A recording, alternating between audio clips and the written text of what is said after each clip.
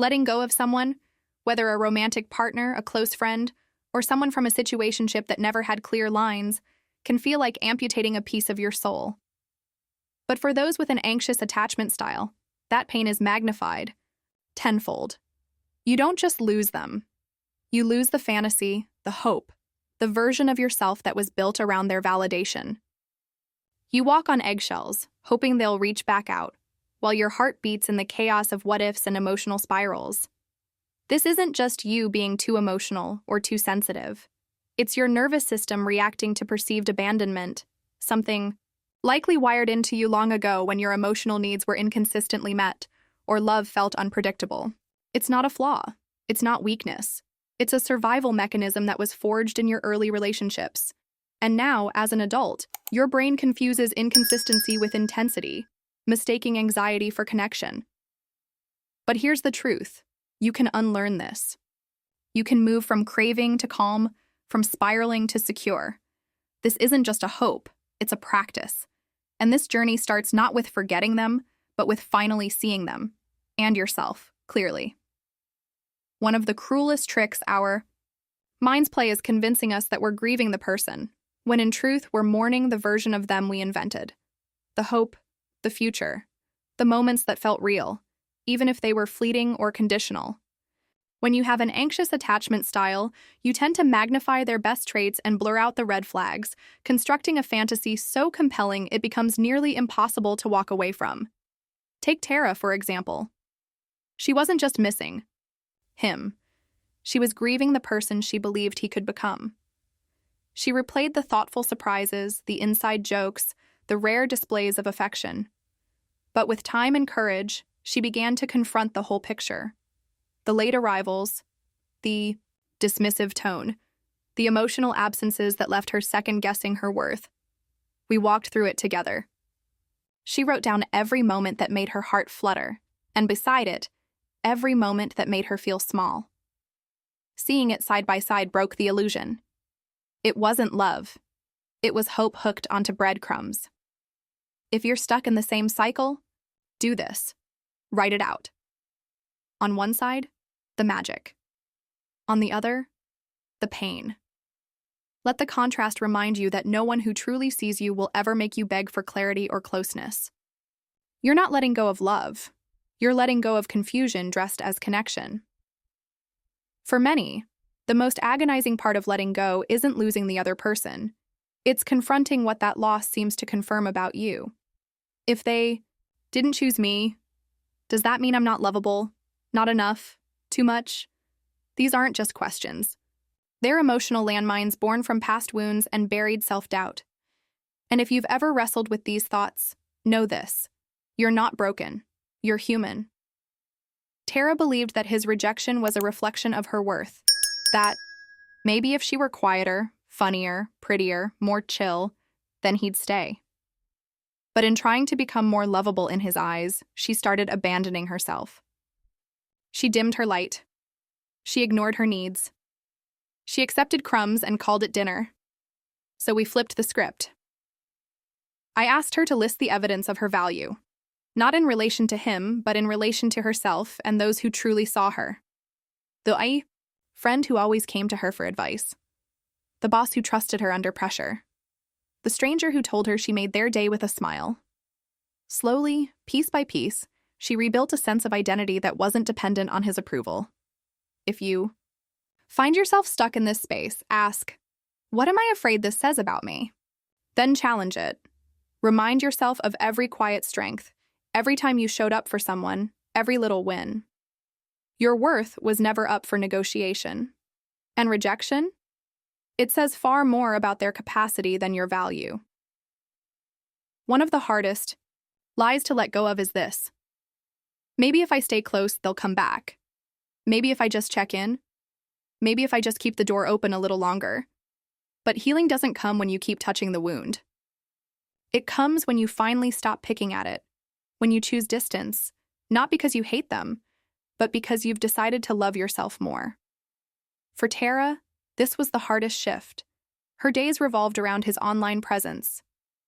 She'd scroll through his stories, reread old messages, Search for hidden meanings in silence.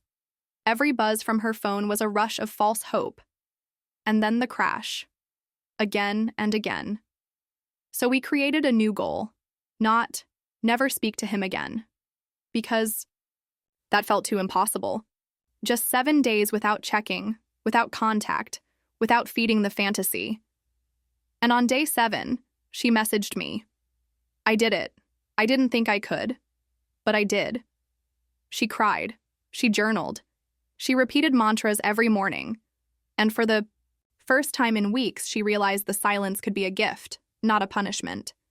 The distance gave her clarity, gave her peace, gave her back her power. If this is you, start small. Mute them. Unfollow. Archive. You don't have to go nuclear. You just need to give your heart a chance to breathe. Love doesn't grow in chaos. And sometimes, the bravest thing you can do is step away and stay away. What no one tells you is that letting go often feels like failure. Not because the relationship was perfect, but because the dream didn't survive. And when you have an anxious heart, you don't just grieve the person, you grieve the potential, the version of love you almost had. That hurts in ways words can't fully capture. Tara blamed herself for the sadness. She thought moving on meant being over it. But she kept breaking down in quiet moments, while folding laundry, while brushing her teeth, while passing the places where they used to meet. She felt weak. Like healing was supposed to look cleaner. I reminded her, grief isn't weakness. Grief is love with nowhere to go, and you can honor it without letting it define you. So I gave her a simple task. Write a letter to him, not to send, but to say everything she never got to say. The anger, the sadness, the gratitude, the goodbye. She cried as she wrote. Then she tore it up, piece by piece. And with each rip, she reclaimed a part of herself. You can do the same. Let the words pour out. Don't edit. Don't judge. Then, choose your ritual. Burn it, tear it, bury it. This is your symbolic goodbye. Not to the memories, but to the version of you who kept holding on in silence. Healing isn't linear. You might feel fine one moment and shattered the next. But every tear, every pause, every letter written and released brings you closer to peace. You're not starting over. You're returning to yourself. There's a voice inside that no one hears but you. It whispers in quiet moments, often after the tears have dried. You were so naive. You held on too long. No wonder. They left. And even when the pain starts to fade, that voice remains, like an echo of every rejection you've ever felt. For Tara, this voice was relentless. She wasn't just hurting from the loss. She was punishing herself for the timeline of her healing. Every time she made progress, it told her she was faking it. Every time she missed him, it told her she was weak. It didn't speak in facts, it spoke in fear. And for a while, she believed it. So we started small. We named the voice, not to entertain it, but to observe it. She called it the judge. Whenever it showed up, she would say, "Ah, the judge is here again." And then she'd ask herself, is this thought kind? Is it true? Is it useful? We also created a self-truth journal. Every day, she wrote one small thing she was proud of. Not grand gestures, just moments of clarity, boundary, or breath. Over time, those pages became a quiet rebellion against the critic. They reminded her of her progress, of her worth, of her resilience. You can do this too. Predict when your inner critic will show up, late at night, after you see their name, during lonely weekends. And when it speaks, pause. Don't argue. Just notice. Then write down something true. Something kind. Something that doesn't hurt. To believe, because the critic is not your truth. It's your wound, and you're allowed to heal louder than it speaks. Healing alone is brave, but healing with guidance can be transformational, especially when your pain runs deeper than a single relationship. Anxious attachment isn't just about this person, it's a pattern, one rooted in old wounds, unmet needs, and survival strategies you didn't choose but learned to live with, and therapy helps you unlearn them, piece by piece. Tara hesitated at first. "I don't want to pay someone to just listen," she said. But what she discovered wasn't just a listening ear, it was a mirror. A safe place where she could unravel her patterns, confront her fears in real time, and practice choosing something different. A space where her anxious thoughts didn't control the story. Through therapy, she recognized that the anxiety she felt wasn't always about him.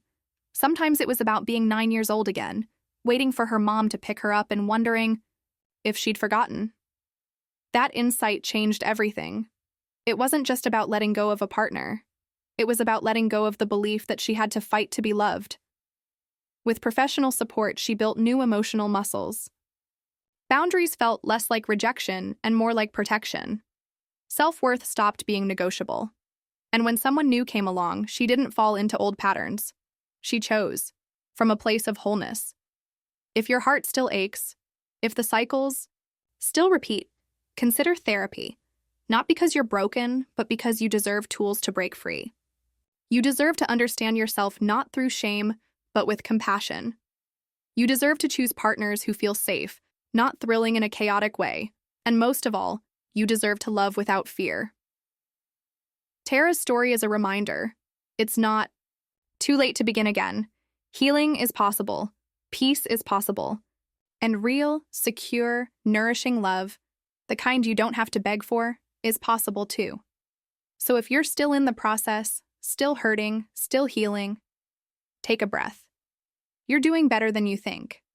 Every step you've taken has been an act of courage. Keep going. You're not just letting go of them, you're returning to you.